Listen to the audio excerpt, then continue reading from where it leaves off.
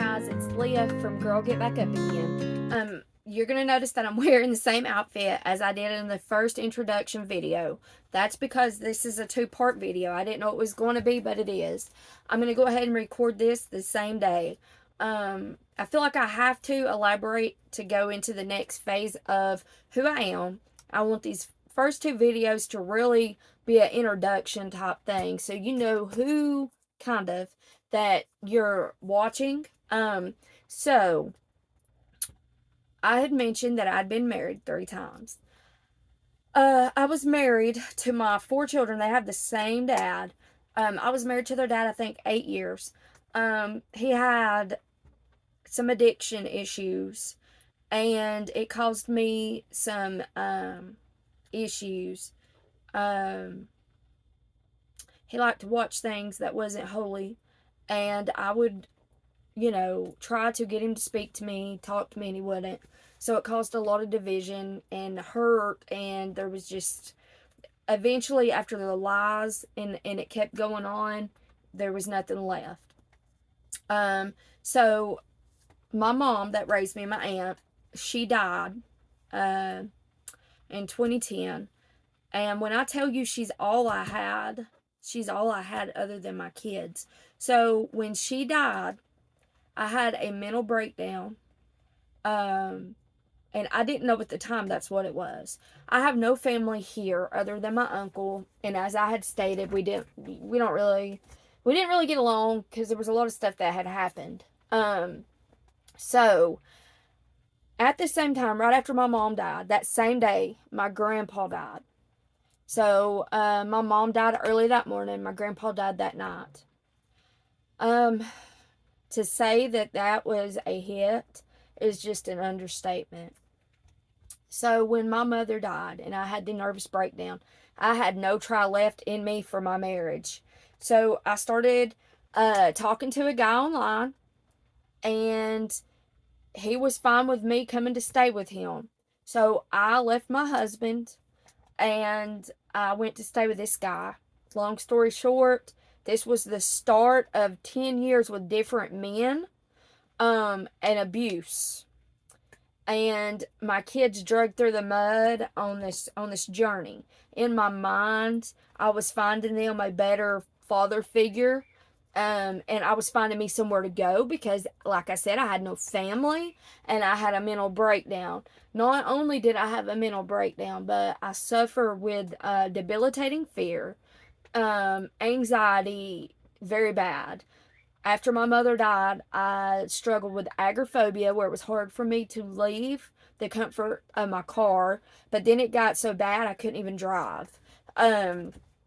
So when that happened, and I left him, and I got in and out of these bad relationships, I went through a lot. And that was a lot of weight on my children. The reason that I was taken from my mother, my birth mother, is she was schizophrenic. And her mother was schizophrenic, and there's a lot of mental illness in that side of my family. Bipolar, depression, and then schizophrenia, and just anxiety. I had a family member commit suicide. All this. Well, like I said, all my family's living in a totally different state, way away. Actually, they're all scattered now, kind of. And then there was me. Because of the nervous breakdown, because of my anxiety, because of my debilitating fear, and I was diagnosed with this. Also, PTSD. I couldn't hold a job down. I tried. But like I stated, I got agoraphobia, couldn't leave my car. It was hell on earth, to put it lightly. So that went on for about 10 years. Like I said, in and out of relationships. I wound up marrying a man in the middle there. And, well, toward the end of what I call my 10 years in the wilderness. For the whole first year, he pretended to be Christian. He had me so convinced. Y'all, I was still mentally broken. I don't know if you can have a nervous breakdown that long. I really don't know. But I can tell you I was mentally broken still. It was the week after I married him. We dated a year. The week after I married him, he put hands on me for the first time. It was not the last time. There's more to that. When I feel led in the spirit to share, I will share more about that. I'm just trying to paint the road here of where I am today. So, I left him not long after I left him. I gave up on men. I surrendered to God because I'd been running from God. I blamed God for my mom's death. My aunt, mom.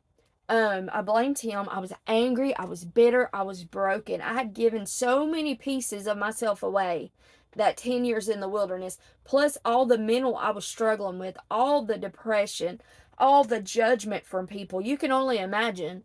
There was no Christians coming in saying, can I, please, let me love you. Let me bring you to church. I really feel like you could use some help and just somebody there. That's all I wanted. I just wanted somebody to care. I was drowning in front of people and nobody cared. And so, like I said, that went on for 10 years. Finally got away from the crazy second marriage. And after I had given up on men, after I had surrendered everything, after I told God, God, I'm going to serve you. I'm going to raise my kids. I don't need a man. I'm going to trust you to restore my mind so I can hold down a job. But I'm going to get a home, a stable job, and I'm going to take care of my babies. Well, then God brought me my now husband. And the healing, we've only been together 5 years, and we have been through hell.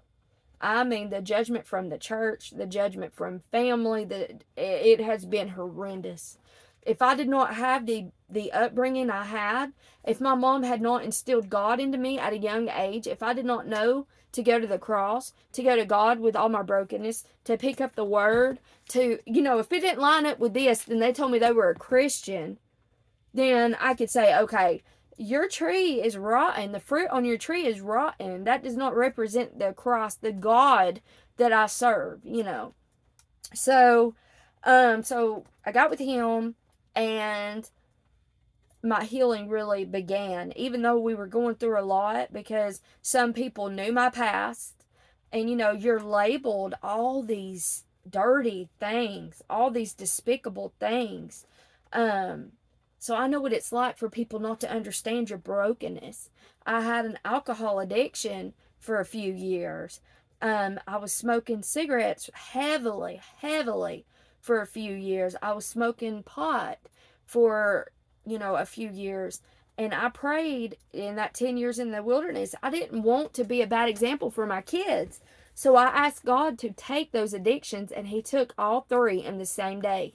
Now, I had to go through 2 weeks of detoxing that stuff out of my system, and it was rough.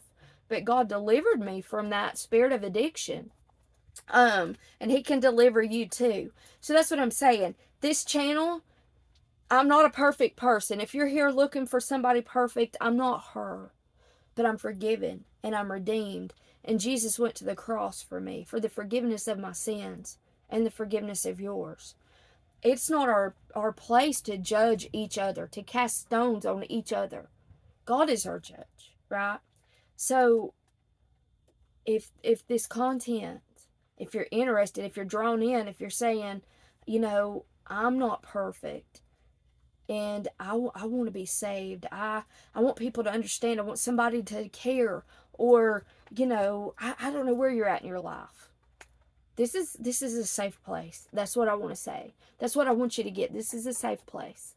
And I will pray for you. If you ever need prayer, just please request it. And I'm going to ask for prayer. Pray for me every time you see my videos. Please pray for me and my family, because there's a lot of stuff going on behind the scenes that, we need prayer for. So that's a little more about me. If this is the content that you think you like, if you're a guy and you're like, I know it's for women, but she's speaking some truth and I've been through some stuff. I have a husband that would love to speak to you if you need prayer or whatever. Feel free to stay. But please like, share, subscribe, hang around, and let's be friends and get to know each other And remember that you're not alone in this journey. I felt alone for so many years. And God, Jesus is a friend that sticks closer than a brother. He really, truly is. A lot of times, most of the time, every time, it is us running from Him because He will leave the 90 and 9 for the one. You see, He's always out there trying to get us back home. So I love you, and I hope you like this content. I hope you'll hang around, and I will see you on the next video. Y'all take care.